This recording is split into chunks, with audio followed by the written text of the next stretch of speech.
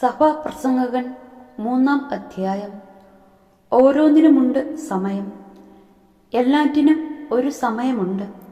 ആകാശത്തിൻ കീഴുള്ള സമസ്ത കാര്യത്തിനും ഒരവസരമുണ്ട്. ജനിക്കാൻ ഒരു കാലം, മരിക്കാൻ ഒരു കാലം, നടാൻ ഒരു കാലം, നട്ടത് പറിക്കാൻ ഒരു കാലം, കൊല്ലാൻ ഒരു കാലം, സൗഖ്യമാക്കാൻ ഒരു കാലം, തകർക്കാൻ ഒരു കാലം, പണിതുയർത്താൻ ഒരു കാലം, കരയാൻ ഒരു കാലം, ചിരിക്കാൻ ഒരു കാലം, വിലപിക്കാൻ ഒരു കാലം, നൃത്തം വയ്ക്കാൻ ഒരു കാലം, കല്ലു പെറുക്കിക്കളയാൻ ഒരു കാലം, കല്ലു പെറുക്കിക്കൂട്ടാൻ ഒരു കാലം, ആലിംഗനം ചെയ്യാൻ ഒരു കാലം, ആലിംഗനം ചെയ്യാതിരിക്കാൻ ഒരു കാലം, സമ്പാദിക്കാൻ ഒരു കാലം, നഷ്ടപ്പെടുത്താൻ ഒരു കാലം, സൂക്ഷിച്ചു വയ്ക്കാൻ ഒരു കാലം, എറിഞ്ഞു കളയാൻ ഒരു കാലം, കീറാൻ ഒരു കാലം, തുന്നാൻ ഒരു കാലം, മൗനം പാലിക്കാൻ ഒരു കാലം, സംസാരിക്കാൻ ഒരു കാലം, സ്നേഹിക്കാൻ ഒരു കാലം, ദ്വേഷിക്കാൻ ഒരു കാലം, യുദ്ധത്തിന് ഒരു കാലം, സമാധാനത്തിന് ഒരു കാലം,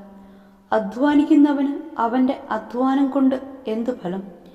ദൈവം മനുഷ്യമക്കൾക്ക് നൽകിയ ശ്രമകരമായ ജോലി ഞാൻ കണ്ടു. അവിടുന്ന് സമസ്തവും അതതിന്റെ കാലത്ത് ഭംഗിയായിരിക്കത്തക്ക വിധം സൃഷ്ടിച്ചു. മനുഷ്യ മനസ്സിൽ കാലത്തിന്റെ സമഗ്രതയെക്കുറിച്ചുള്ള ബോധം അവിടുന്ന് നിക്ഷേപിച്ചിരിക്കുന്നു. എന്നാൽ ദൈവത്തിന്റെ പ്രവൃത്തികൾ ആദ്യന്തം ഗ്രഹിക്കാൻ അവന് കഴിവില്ല. ജീവിതകാലം മുഴുവൻ ആനന്ദിക്കുകയും ആസ്വദിക്കുകയും ചെയ്യുന്നതിനേക്കാൾ കാര്യമായി മനുഷ്യർക്ക് യാതൊന്നുമില്ലെന്ന് ഞാൻ അറിയുന്നു.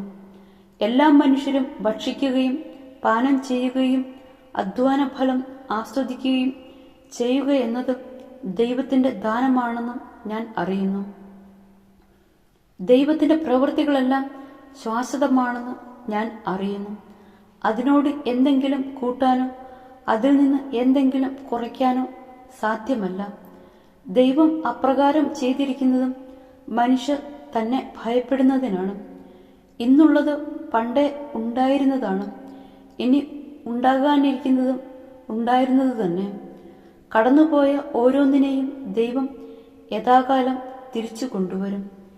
എവിടെയും അനീതി, സൂര്യന് കീഴെ ന്യായപീഠത്തിൽ പോലും നീതി പുലരേണ്ടതിടത്ത് തിന്മ കുടികൊള്ളുന്നതായി ഞാൻ കണ്ടു.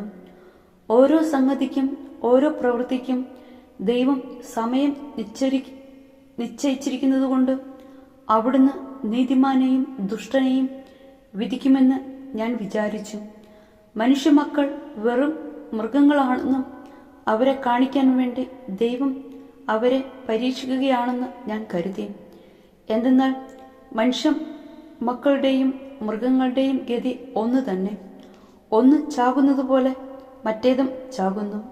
എല്ലാറ്റിനും ഒരേ ശ്വാസമാണുള്ളത്.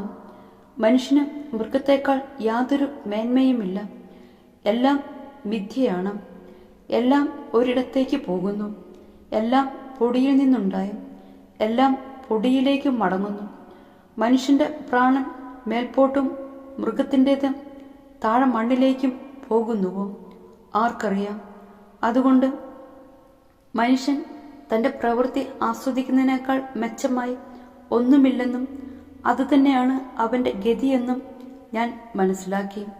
തനിക്ക് ശേഷം സംഭവിക്കുന്നത് കാണാൻ അവനെ ആര് വീണ്ടും കൊണ്ടുവരും?